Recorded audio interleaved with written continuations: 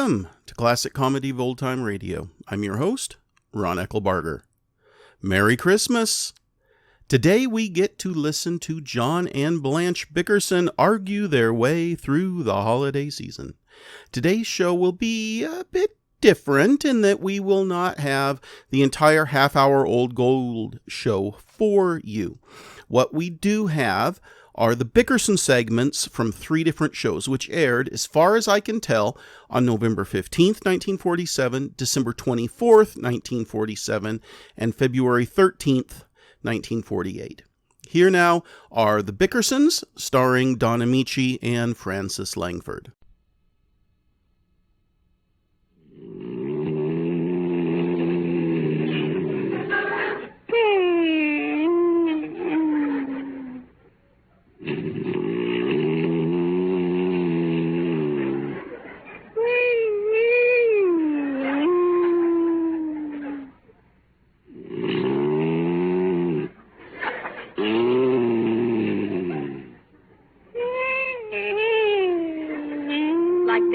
To a hot rod.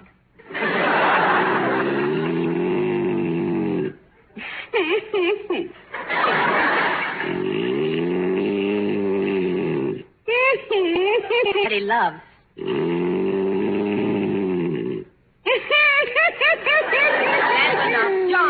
John, what's so funny? What is it, John? What are you laughing at? What are you laughing at, Blanche? What's the matter? You're giggling like a tickled schoolgirl. What are you dreaming about? Tickling schoolgirl. What? What's the matter, Blanche?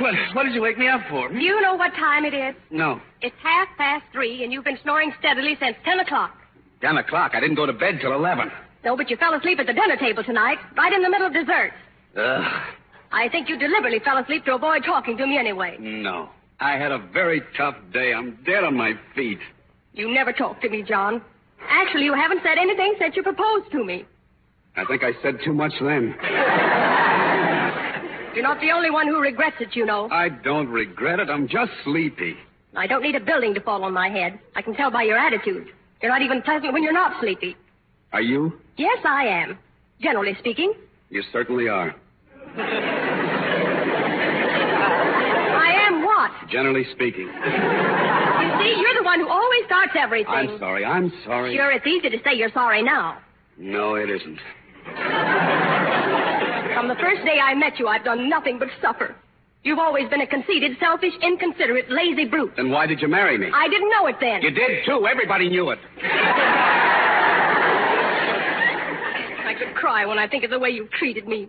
First time I cooked a stew for you, the cat ate it up before you got home. I was broken-hearted, but did you offer me any sympathy? I got your new cat, didn't I? The cat didn't die until a month later, and it wasn't from my cooking. You kept putting bourbon in her milk. Bourbon never hurt anybody. It killed the cat. That's because she mixed it with milk. I begged her to drink it straight. I want to sleep. It amazes me that you can sleep at all with your guilty conscience. What have I done now? How could you, John? How could I what? How could you forget that it's my birthday next week? Oh, Blanche, this is really getting silly. You'd better see a psychiatrist. That kind of talk won't help you, John.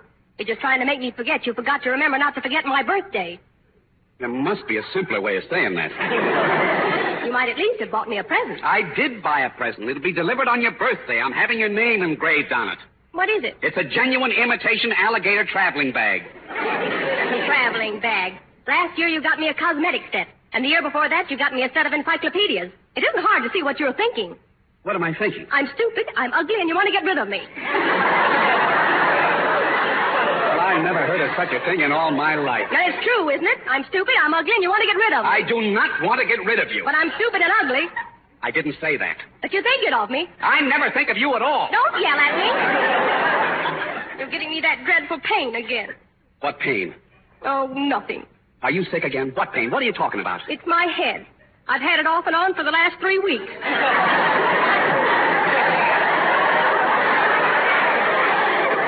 Well, take it off now and go to sleep. What you care about me? I'm warning you, John Bickerson, I won't touch your cheap old present. It's a beautiful bag, and it set me back $8. You know how I've been longing for some new clothes. Why don't you get your $8 back, add a little money to it, and buy me an ermine wrap? Add a little money to it. Do you know how much an ermine wrap costs? Mel Shaw bought one for Louise. What do I care? I can't afford suspenders, so how can I buy you an ermine wrap? Mel Shaw makes less than you do, and he buys Louise ermine wraps and still manages to dress Natalie. Natalie who?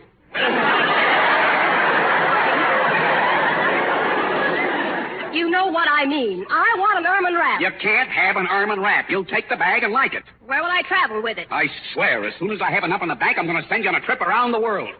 Maybe I don't want to go there. Go where? Around the world. Suppose I want to go someplace else. Besides, you'd probably send me on one of those horrid old banana boats with a lot of convicts rowing it. Anything to get me out of your sight. I'm not sending you on a banana boat. I can see the boat getting caught in the storm. A wave will wash me into the ocean. I'm going down for the third time, and you're cruising by in your luxury liner. Blanche! Why don't you throw me a life belt, John? Why don't you stop getting hysterical, Blanche? It's 4 o'clock in the morning, and I've got to get some sleep. You'd have been asleep hours ago if it hadn't been for your snoring. Well, can I help it if I snore? Yes, you can. Dr. Hersey says you snore because you don't get enough exercise. Dr. Hersey. He says you should play golf or badminton. Okay, I'll start next week. You say it, but you won't do it. Do it now.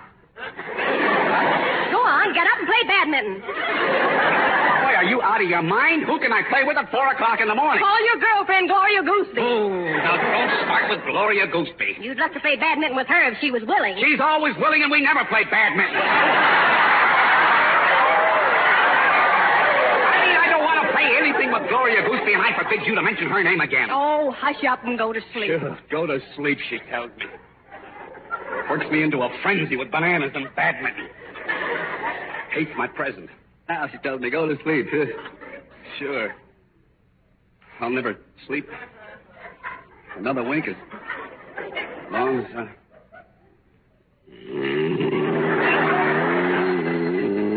John, the telephone. Answer it. Hello. Go to the phone and answer it. No. Never thought to fail at the minute. Out! Hello. This is the phone company troubleshooter. Did your telephone ring all right? What? The wires are down in your neighborhood, and we're trying to trace the break. Can you hear me? Huh? Will you please say something to me and say it loud? Drop dead! I never heard of such a thing. That wasn't the phone company. That's a plot. Everybody wants to keep me awake. Nobody wants to keep you awake, dear. Don't get upset. Don't get upset. John, can I have something else instead of the bag? If they haven't engraved it yet. What do you want? I'd like the money instead. I need it for the rent. The rent. There's $90 in the cookie jar. No, there isn't. There's two. I looked yesterday. You didn't look today. Oh, now, Blanche, don't I tell me didn't that... spend it foolishly. I bought Christmas cards. $90 worth of Christmas cards? What kind of insanity is that? I can't afford to throw away $90 on Christmas cards. Don't scream at me. I deny myself everything. I cut my own hair. I nailed rubber heels on my socks to save on shoes. My shorts look like lace curtains. And she squanders $90 on Christmas cards. They're not for my own use. I'm going into business. I bought them for 5 cents a dozen, and I can get a quarter apiece for them. 5 cents a dozen. Let me see those cards. They're lovely. They all have a pretty design, and I'll sell them like hotcakes. Here, look at this one. Read the poetry on it. Let me see it. Season's greetings. Christmas comes but once a year, and so let's hoist our cup of cheer. I hope that you'll hear soon from Sandy. Merry Christmas, dearest Auntie. Why, that's crummy. Let me see another one. They're all the same. All the same? 20,000 cards all for an ant? There aren't that many ants in the world. I knew you'd pick on me. All I'm trying to do is make a little extra money so I don't have to ask you for it. You keep telling me how poor we are. No, you're just making us poor. How could you throw away the rent money on such a stupid investment? Well, maybe I made a mistake. I'm sorry, John. Oh, what's the use? Forget it and go to sleep. Go to sleep, he tells me. I make his life miserable. Throw away his hard-earned money. Keep him awake all hours of the night. Go to sleep, he tells me. I'll never sleep another wink as long as I... And she complains about my snoring.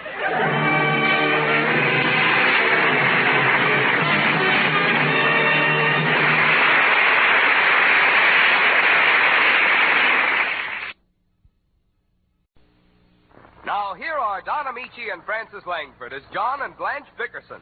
in The Honeymoon is Over.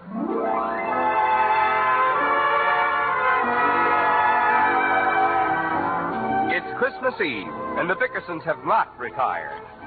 Mrs. Bickerson is busy wrapping presents in the bedroom, while husband John, exhausted as he is from the pre-holiday activity, puts the finishing touches to the tree, which stands proudly in the kitchen, the only other room in the Bickersons' small apartment. Listen. John? John, will you bring the scissors, please? John! What is he doing in there?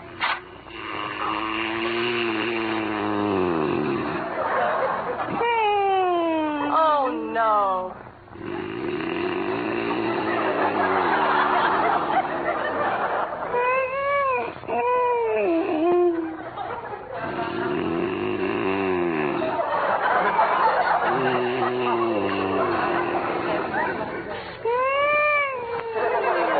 How can a man fall asleep on a ladder?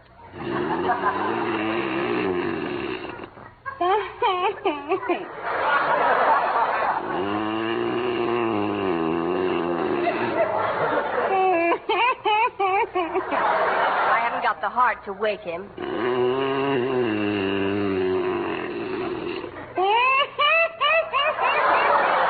I'd better get him off of there. John? John? What's the matter, Blanche? What happened? Oh, you poor dear. Did you hurt yourself? No, I'm all right.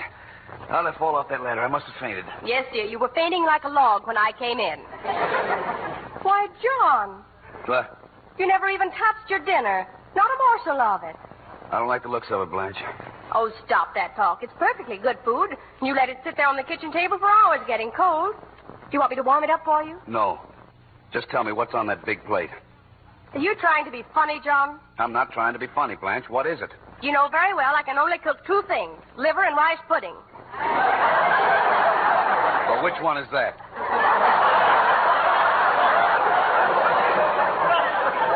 How can you be so nasty on Christmas Eve, Blanche, John? I just asked you a civil question, that's all. I didn't think it was liver because your liver always looks like rubber heels.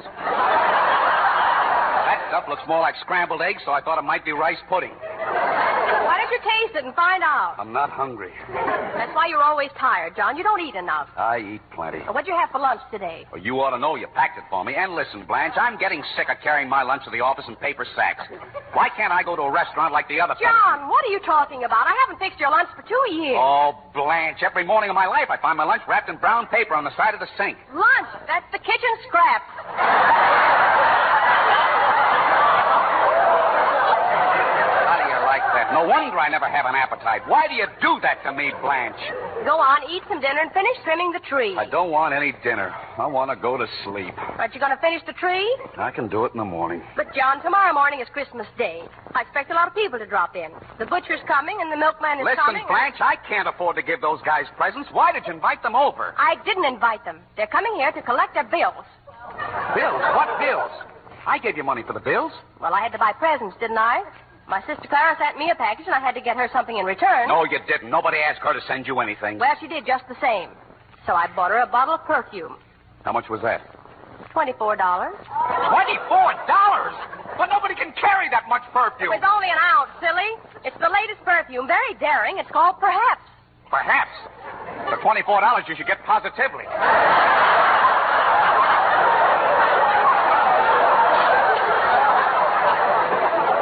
Don't be so crabby, John. We're not going to fight on Christmas Eve no matter what happens. Remember, you promised. Okay. I'm not even going to get mad because you didn't send me a Christmas card. I did send you a Christmas card. It isn't necessary to make excuses or alibis, John. I'm going to forget it entirely. I don't have to make excuses. I did send you a Christmas card. I mailed it 5 days ago. John, you promised you wouldn't shout. Well, then why are you goading me like this? You know, I wouldn't say I sent you a Christmas card unless I had. I never received it. Well, then it got lost in the mail. That's possible. Thank heaven. All the other cards came. Well, that doesn't mean anything. One card can get lost, can it? If you sent it. I did send it. I swear I sent it. Had a wonderful poem on it. A beautiful picture. Was trimmed with lace. Cost me $1. All right, John. But do you believe me? Let's not discuss it anymore. Okay. But I hope you don't forget to send one next year.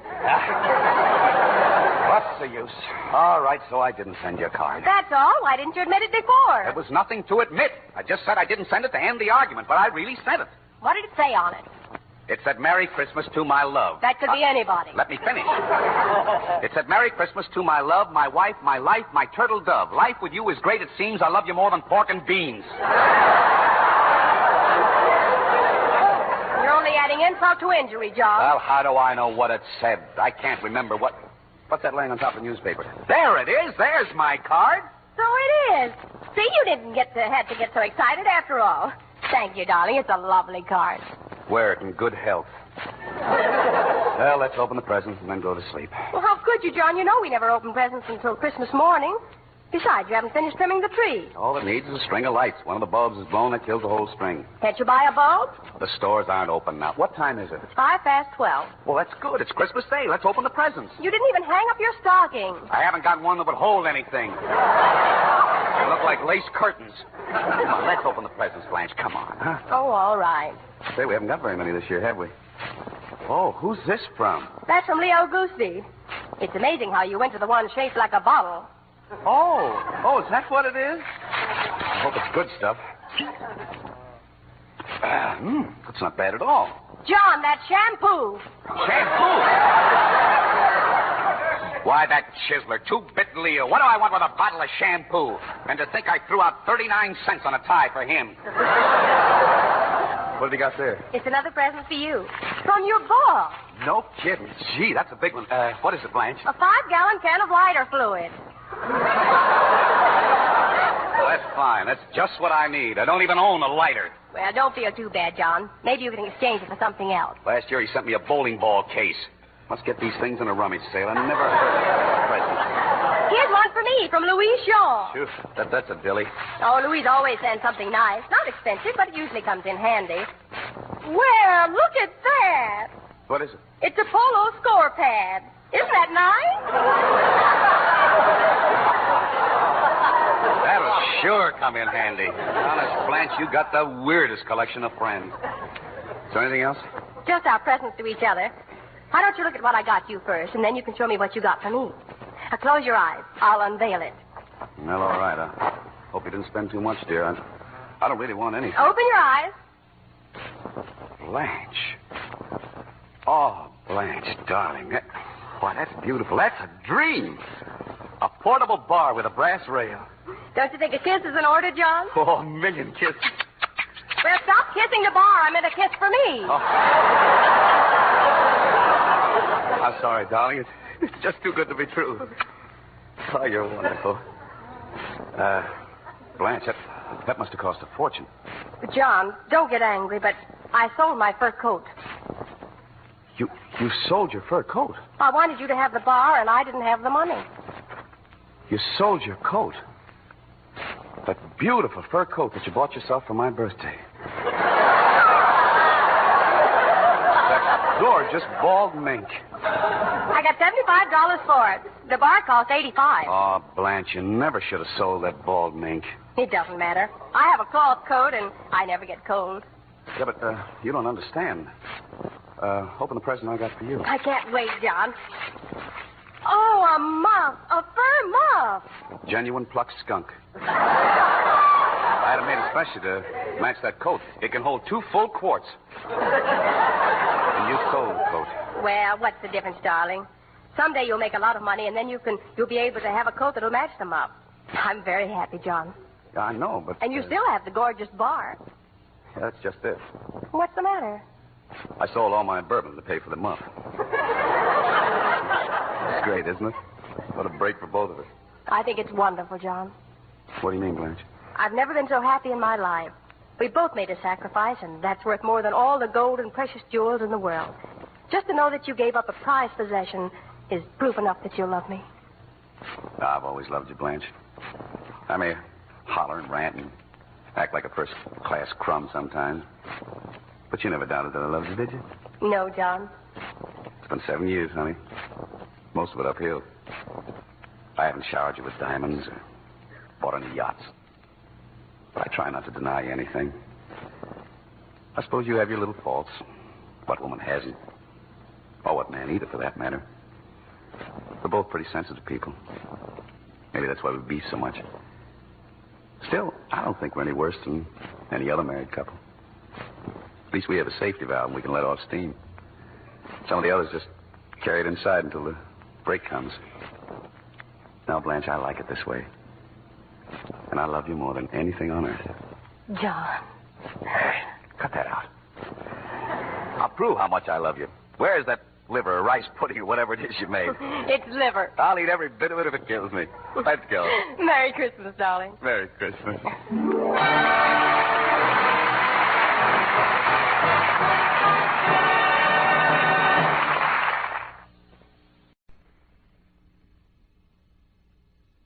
Now, here are Don Amici and Francis Langford as John and Blanche Bickerson in The Honeymoon is Over.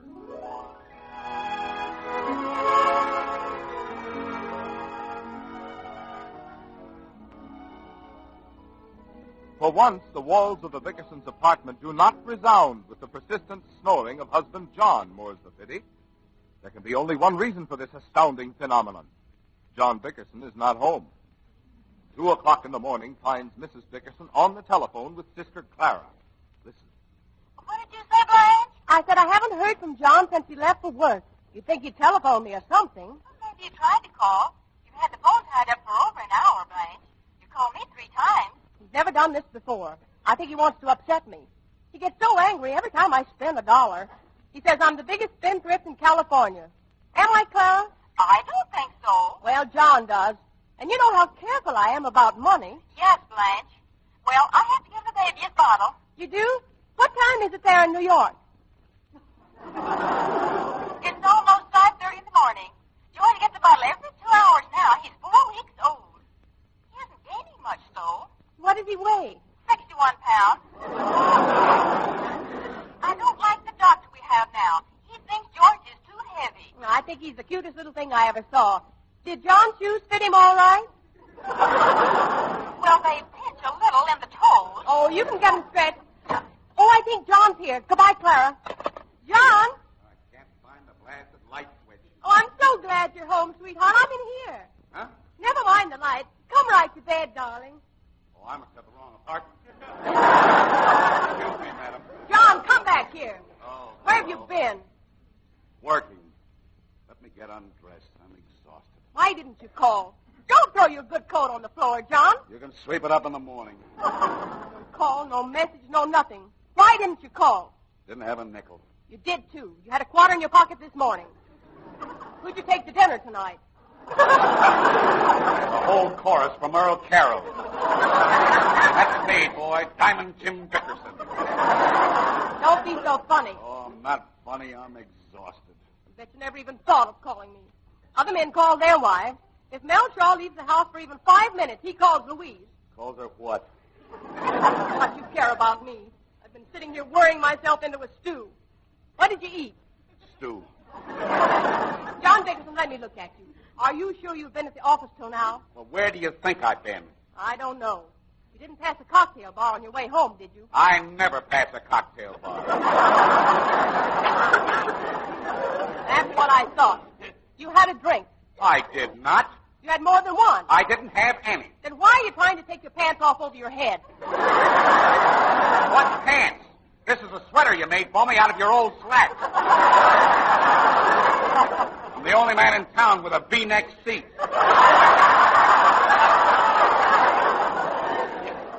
Stop complaining. It keeps you warm. Put out the lights, Blanche. I can't hold my eyes open. John, you're not going to sleep in that horrible old sheepskin vest. Well, I'm cold. Take it off. It looks hideous. Nobody sees it. Now, you just get up and put on some pajamas. I hate pajamas. They strangle me. Well, you can't wear that thing. And too. What if there's a fire? I won't go. Good night, Blanche. You just get out of that bag and hang up your clothes. Don't leave them for me. Blanche, I'm sleepy. I'm always crawling under the dresser and picking up your collar buttons.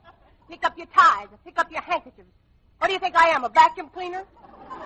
No, Blanche. A vacuum cleaner can be turned off. Blanche, do me a favor, will you? I worked 18 hours today. Just let me close my eyes for a couple of hours, will you? I'm afraid the minute you fall asleep, you'll start snoring. No, I won't snore. I never snore.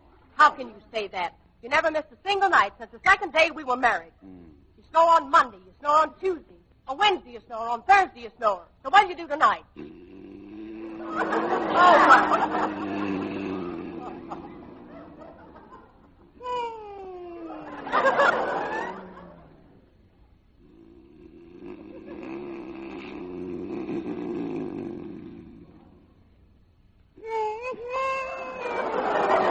Nobody would believe it.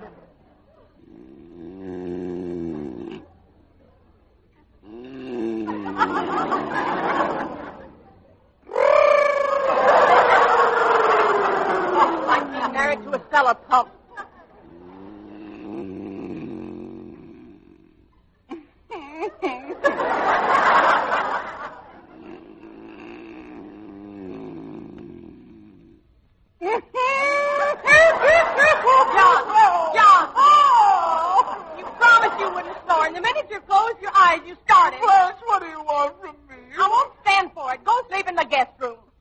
Got a guest room. If you were a good husband, you'd see that we had 2 guest rooms. You used to have plenty of ambition before we were married. Whatever happened to your get up and go? It got up and went. I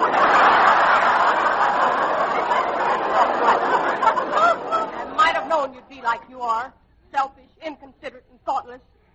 You didn't even send me a Valentine card. St. Valentine's Day isn't until tomorrow. It's still tonight. Tonight was yesterday. Today is tomorrow. What? And I know you didn't send a card because you didn't send me one last year. Well, I forgot last year. You always forget. You forgot my birthday. Bet you don't even know when you married me, do you? No, I don't. John Bickerson, you don't know when you married me? When? Oh, I thought you said why. I suppose you think you were a great catch. I could have married a half a dozen of the wealthiest men in town. No, I had to fall for your smooth talk. You kept calling me your buried treasure. Didn't you? Didn't I what? Didn't you always call me your buried treasure? Maybe I did. Well, what have you got to say now? I'm sorry I dug you up. Good night, Blanche. Sorry you dug me up. There was another girl in our crowd who ever gave you a second look. Oh, I don't know about that. Most of those dames thought I had what it takes. Maybe you had it, but who took it? What did I get out of this marriage? Jewels? No. Clothes? No. Money? No. What did I get? No. I'll tell you what I got. A one-room apartment and a leaky icebox. A leaky icebox. Every night my pillow was wet from my tears. Put a pan under it. You're not listening to me. You don't care what happens. Wish I'd never been born. Oh, Blanche, what's the matter with you? Why don't you go to sleep? How can I sleep? How can I sleep when I know you don't love me? Who said I don't love you? Well, you never tell me you do. I tell you 1,000 times a day, I offer to pay a man $50 for a 6-inch tattoo that says John loves Blanche. Why did you object? Because it would show when I wore my evening gown. Well, I was going to let him do it on me, too. Anything to put a stop to that same question night after night after night. If you'd only say it once of your own accord, I'd never ask you. Okay, I love you. You love me only? Yes. When I'm away from you? Yes. Well, say it. I love you only when you're away from me.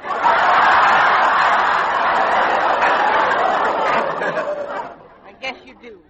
Maybe that's why you stayed out cavorting until 2 o'clock this morning. I wasn't cavorting. I was working. What for? Because I get paid for overtime and we need the money. I have to make a payment on my car next week. $84. Where will you get that? I got it. It's in the desk drawer. No, it isn't. There's the one I looked yesterday. You didn't look today. Oh, Blanche. There's only $60 in that drawer, John. What happened to the other $24? Don't look at me. Listen, Blanche, there are only 2 people who have a key to that drawer. You and I, and $24 is missing. Well, let's each put back $12 and say no more about it. I knew it. What did you blow it on? I had to pay the phone bill. I made a few long-distance calls. Long-distance calls? Who did you call for $24? My sister, Clara. I was worried. She had a tooth pulled. How can you squander my money like that? I deny myself everything. Do I even buy toothpaste? No. I've been brushing my teeth with a whisk broom. I stick tinfoil in my cavities to save on dentist bills. I've been wearing an upper plate that belongs to my cousin. And she calls New York every 5 minutes. Don't make such a fuss. Clara's my only sister, and I have a perfect right to call her. Anyway, Barney's in the hospital. Who's Barney? Clara's husband. When he was out looking for a job, he tripped over a bar rail, and 2 cases of bourbon fell on his head. Well, it's the first time the drinks were ever on him. How can you say that? Barney's not cheap. He takes care of Clara. She has a lovely home, and they've got money for everything. Oh, sure, money for everything. Don't sneer. Last week, Clara had her tonsils taken out and Venetian blinds put in.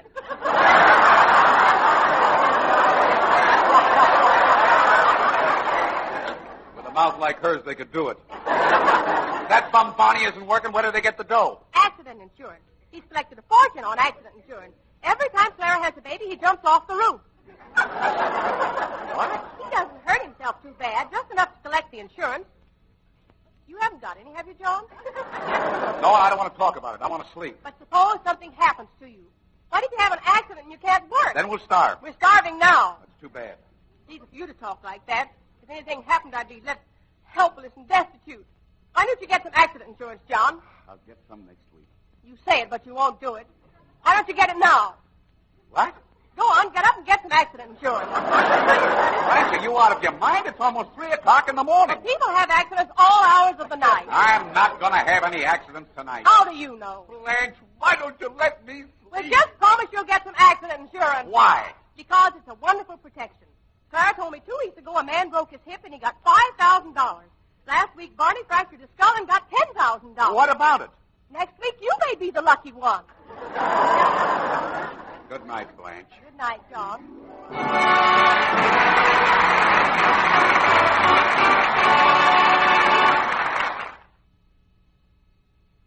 We have an email from Top Row who writes, "Hello. I really do like Danny Thomas, and I don't know why, but I just don't like him at all in this show/character. So it's a welcome relief to have someone else and not have him in it. I'm not sure what it is, but anyway, the show must go on. Thank you." Well, thanks for your feedback, Top Row, and thanks for listening. I have to agree with you on this. I like Danny Thomas, but not his character in that first season of the Bickersons, sponsored by Dreen Shampoo. He came across just as annoying and obnoxious.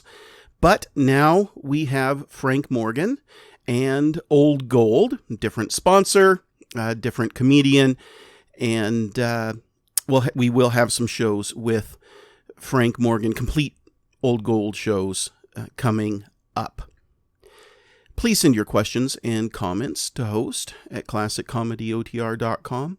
Come back next Monday for another episode of The Bickersons and check in on Wednesday for the next installment of The Bob Hope Show. Please go to our website, classiccomedyotr.com, and consider giving the show a Christmas gift by clicking the donate button or the Become a Patron button. Until next time, in the words of humorist Dave Barry, in the old days, it was not called the holiday season. The Christians called it Christmas and went to church.